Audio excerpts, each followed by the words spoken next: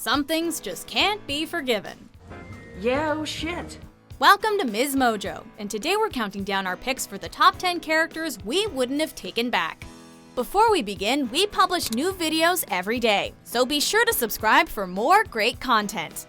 For this list, we're looking at big screen characters that have hurt another person they want to be, are, or once were in a relationship with. Whether it's a platonic or romantic one, out of disrespect, or some other reason. Because of you, I am acutely aware of how completely and totally unhappy I am. Number 10, Joe NY152 Fox. You've got mail. If I hadn't been Fox Books, and you hadn't been the shop around the corner, and you and I had just met.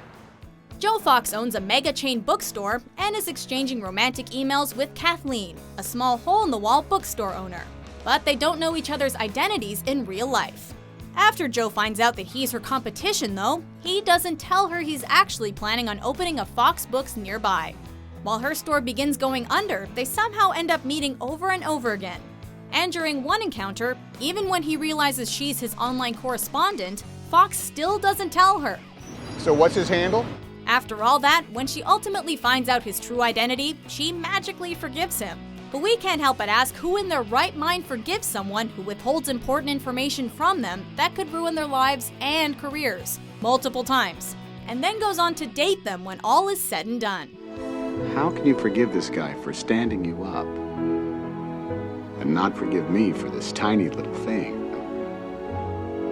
I'm putting you out of business.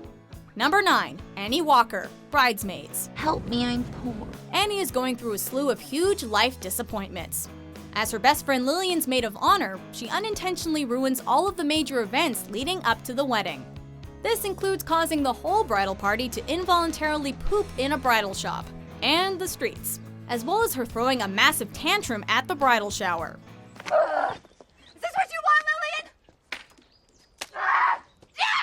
While we could have guessed that Annie and Lillian would ultimately rekindle their friendship, we find it hard to believe that Lillian could so lovingly take Annie back after her best friend destroyed one of life's biggest occasions. Who would have thought that filling up the bathroom of the biggest bridal store in town with body fluids and waste, and tearing everything down at a fancy party were so easily forgivable? This has been really hard to do without you. It's been shitty.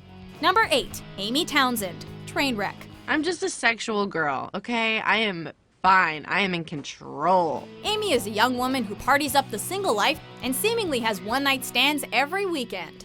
Though she was raised to believe monogamy isn't realistic, she ends up getting serious with Aaron while they're on a work project together.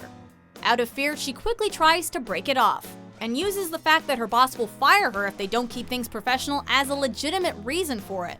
I'm your writer, you're my subject, and from now on, we need to just keep it professional. Okay.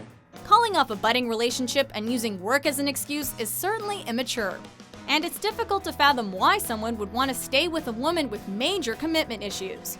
So if you do want a serious relationship, and no offense to the younger viewers in our audience, then why would you continue dating someone who behaves like a 20-year-old? Yeah, I got the metaphor. It's like I really want to try. Yeah, I want to try with you. I want to try too. Number 7, Melanie Smooter, Sweet Home Alabama. Oh my God. Melanie Carmichael, will you marry me? In the present, Melanie is happily engaged to Andrew in New York City. However, what Andrew doesn't know about is that she needs to go back to Alabama to get a divorce from her estranged husband, Jake. For starters, you can get your stubborn ass down here and give me a divorce. After a series of events in her hometown, Melanie appears to return to her southern roots when it comes to her personality and her character. Of course, Andrew shows up just a few days before the wedding unexpectedly and finds out the truth about her. But he still chooses to marry her. I really don't care what happened down here. So, you have a past. I mean, who doesn't? After lying about her real name, her marital status, and her past, it's surprising that Melanie wouldn't feel any shame about keeping her fiancé's ring on. And after all that, it also brings up questions about the guy who would still stand at the altar waiting for his deceitful bride to walk down the aisle towards him. If you're friends with the bride, stick around. I'm gonna go find me a groove. Number 6, Danny Zuko, Grease. Danny, is this the end?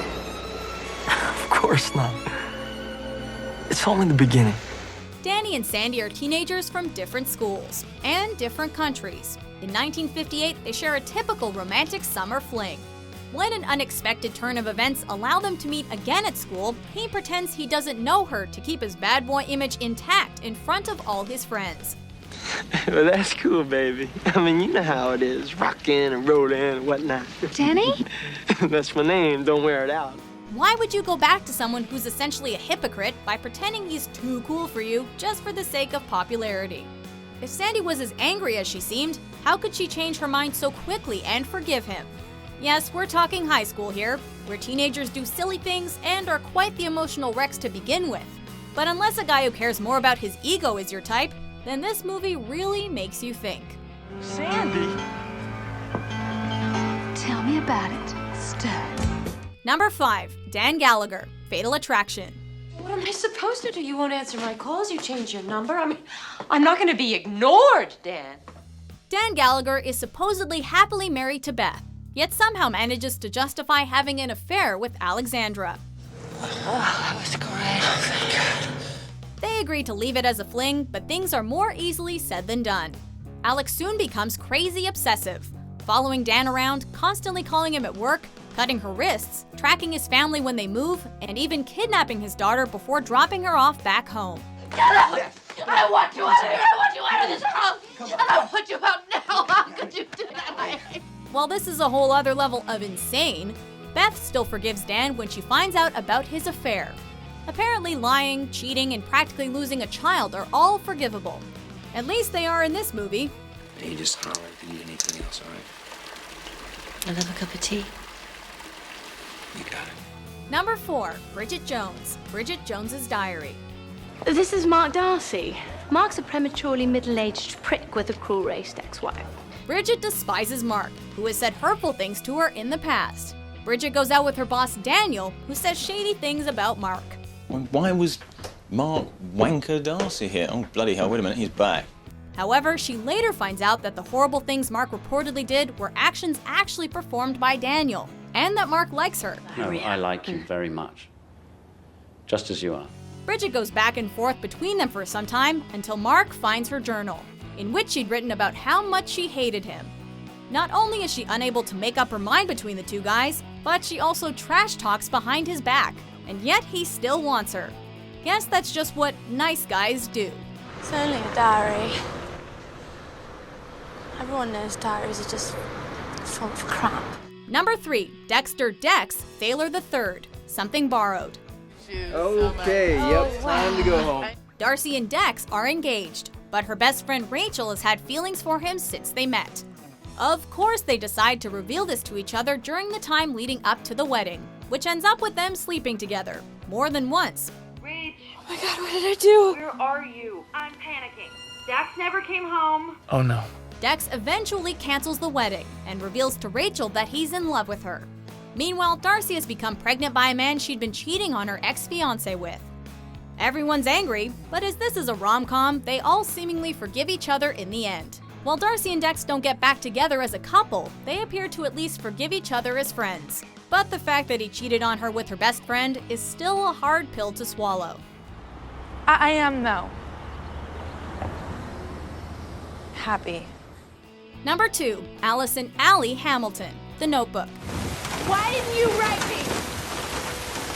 Why? Ah, young love. Allie is the one that got away in Noah's eyes. So he dedicates his life to writing her letters every day and eventually building her dream home to lure her back. Allie does come back, as an engaged woman, and has a hard time choosing between whom her family wants her to choose and whom she wants to be with. I saw your picture in the paper. The one with you in the house, and I just wanted to come and see if you were okay. We know this is supposed to be true love, but the fact that Noah builds a house with his bare hands and still takes his ex back, despite her being hung up on someone else and worried about what her family would think, is somewhat unrealistic, and has us rethinking the idea of suspending one's disbelief. We really loved each other, didn't we?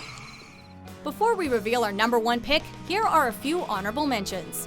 No rules, no punishments, and no more secrets. do that.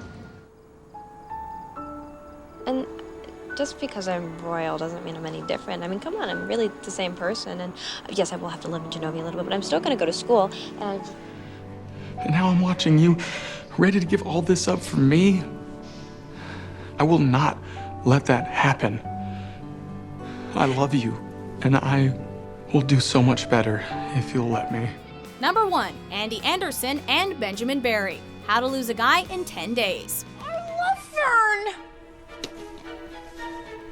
It's dead. No, honey, it's just sleeping. This is a double whammy. Andie and Ben use each other for their company projects to prove certain relationship-based points. They begin dating and go through a series of wild events, without knowing each other's true intentions, and naturally, just like in any rom-com, fall for each other. Oh, you are already falling in love with me. I'm gonna make you wish you were dead. They end up finding out the truth at a work party, and with time forgive each other. You call my bluff? You bet I am. While these characters' pursuits of their own interests, as well as their dishonesty, make them very tough to forgive, let alone love, when it comes to Hollywood, it's hard to deny that Andie and Ben don't seem made for each other. We're moving too fast.